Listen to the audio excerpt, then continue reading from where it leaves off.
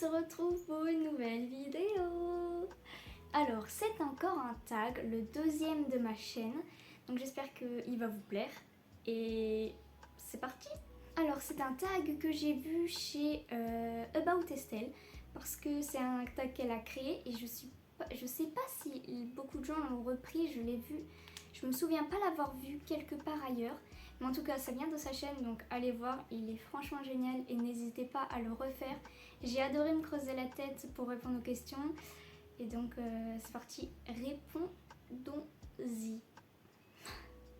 Alors, je vous préviens d'abord, je risque de me répéter parce que ce tag est fait pour si vous avez plusieurs bouquins, écrit plusieurs bouquins, ou si vous avez une ribambelle de personnages. C'est pas trop mon cas parce que dans ma vie, j'ai réellement écrit que une nouvelle, le tome 1 d'une fantaisie et ma romance, mais rien d'autre.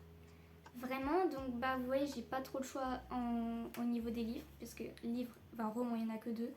Et personnages, pareil, il n'y en a pas une ribambelle. Donc je vous explique vite fait ce tag.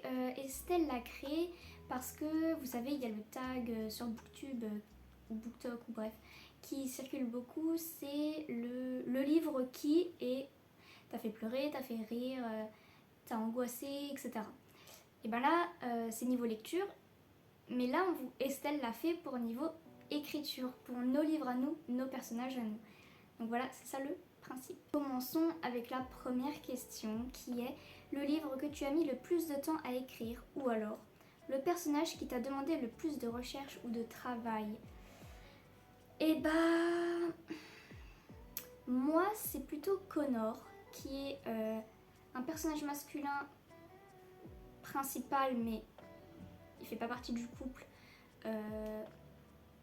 de ma romance, donc jusqu'à ce que l'encre brûle, parce que ce personnage il a une pathologie mentale que je ne connaissais pas assez bien, donc j'ai dû faire des recherches, mais en réalité ça va, genre il m'a pas vraiment posé problème pour l'instant. Je sens que ça va, j'ai pas encore eu de réelles difficultés à créer des personnages, etc., mais à mon avis ce sera le cas plus tard. Ensuite, question 2. Le livre que tu as écrit le plus rapidement ou alors le personnage qui t'est venu le plus naturellement. Alors pour moi, c'est une question très facile. C'est Laurel. Dans ma romance Jusqu'à ce que l'encre brûle. Tout simplement parce que dans la première version, comme je vous disais dans une autre vidéo, que j'écrivais au collège avec une amie, et en fait ce personnage, c'était moi. C'était vraiment moi. Ce personnage s'appelait Candice. Pas écrit pareillement, mais... Enfin, pas écrit pareil, mais c'était moi. Et Laurel s'est inspirée de ce personnage en étant plus crédible, plus mature, mais ça reste moi.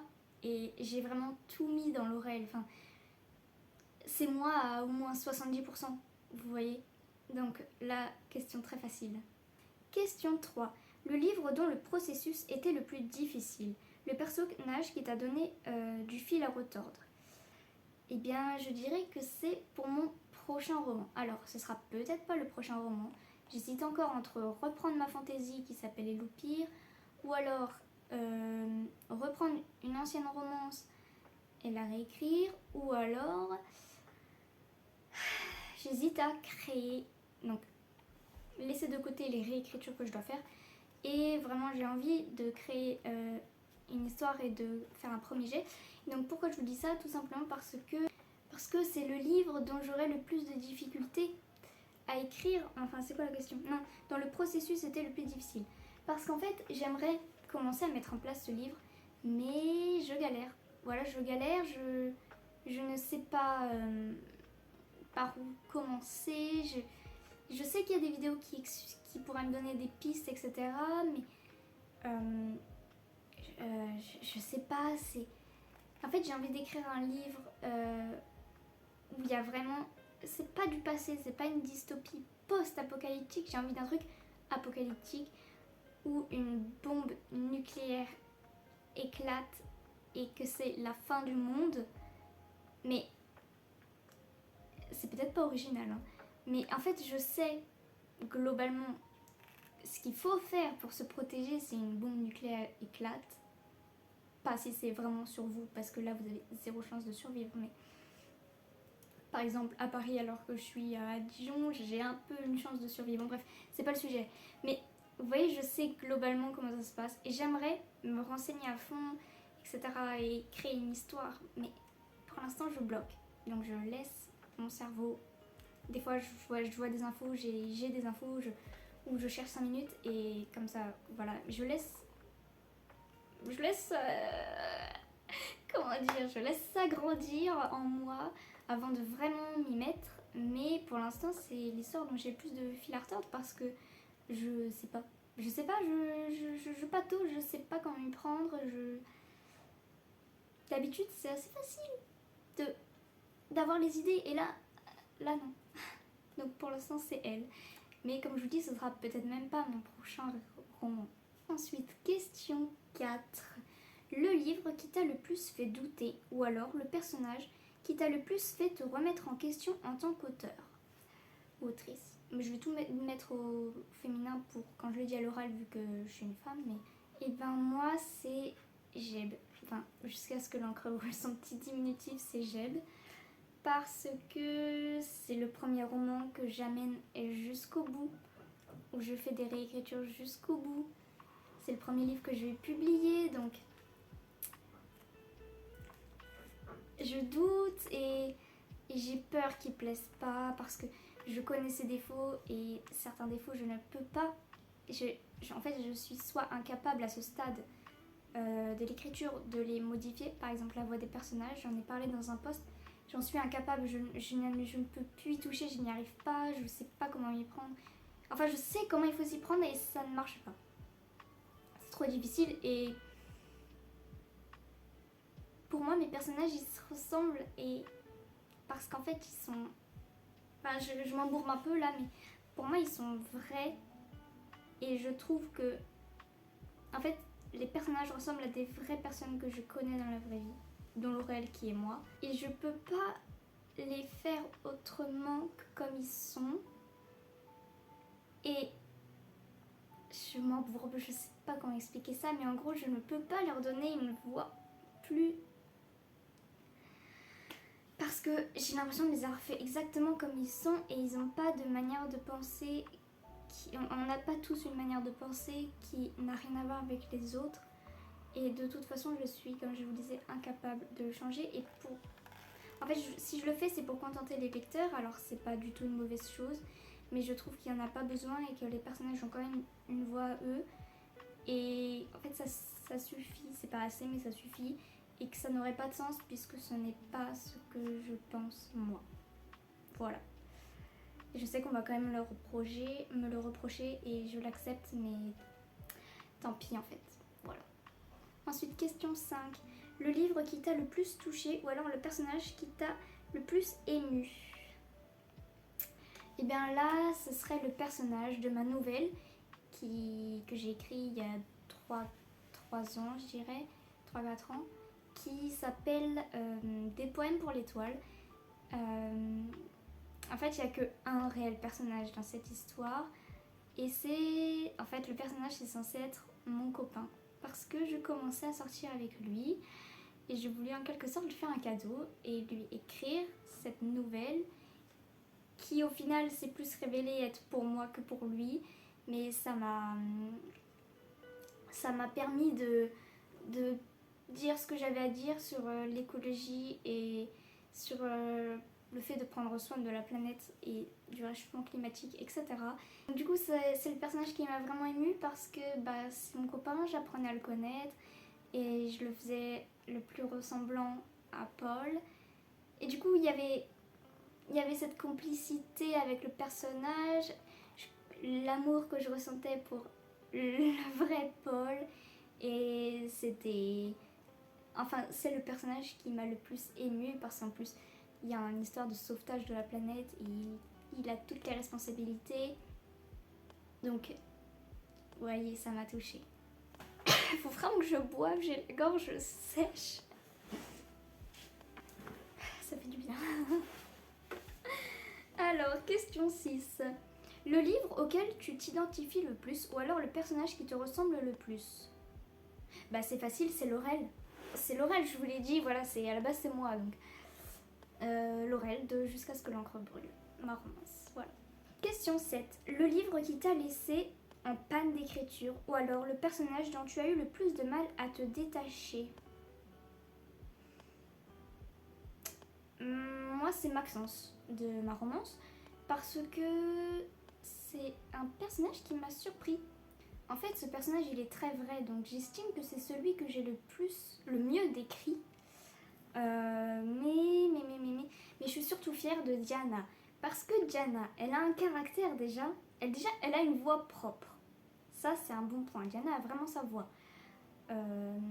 Et puis, Diana, c'est un personnage tellement important et tellement intéressant. Ce qu'elle vit dans ma romance, dans Jusqu'à ce que l'encre brûle, c'est... Enfin, sa psychologie est, je trouve, la plus intéressante juste après Laurel. Ça pourrait pas être le personnage principal, mais il y aurait eu moyen. Et me suis posé la question après mon brainstorming, après le premier jet. Mais ouais, Diana, elle est très intéressante. Et elle vit des choses... Enfin, celle qui... Vraiment, son retournement de situation... Enfin, le retournement de situation, c'est à elle qui fait le plus de mal et que ça impacte le plus psychologiquement. Et c'est incroyable. J'espère l'avoir réussi, ça. Mais je vous jure, c'est... Enfin non, je vous jure rien du tout, mais juste... Diana, elle est incroyable. Et donc j'arrive pas à me détacher de Maxence, par contre. Parce que, en fait, j'ai peur. En fait, Maxence, il est tellement vrai, il est tellement mignon. Au final, il s'est révélé être incroyable et hyper honnête. Et je sais pas, mais... Maxence est incroyable et en fait je sais pas si j'arriverai à me détacher de lui parce que je sais pas si j'arriverai à écrire d'autres personnages masculins principaux différents de lui en fait. Il est ma référence, enfin je sais pas. Ok, je me rends compte que j'ai galéré dans les questions et j'ai mélangé la 7 et la 8. En fait, je viens de vous répondre aux deux en même temps. La 8, c'était le personnage qui t'apporte le plus de fierté. Et donc, non, le livre qui t'apporte le plus de fierté ou le personnage que tu as le mieux décrit. Bah, attendez. Oui, je viens de répondre à ça. Le mieux décrit, c'est Maxence. Plus fier, c'est Diana. Donc, la question 7, c'était le livre qui t'a laissé en panne d'écriture ou le personnage dont tu as du mal à te détacher. Et bah, c'est Maxence. Bon voilà, on va passer à la question 9 parce que comme vous le voyez, c'est assez confus. Ça revient à peu près au même au final pour moi, dans mes réponses. Donc la 9 c'est le livre qui mérite mieux, que tu veux réécrire ou alors le personnage que tu voudrais approfondir. Eh bien Les Loupirs, c'est le livre qui mérite mieux. Il a vraiment du potentiel. Mais, enfin, c'est pas juste un livre nul, vous voyez.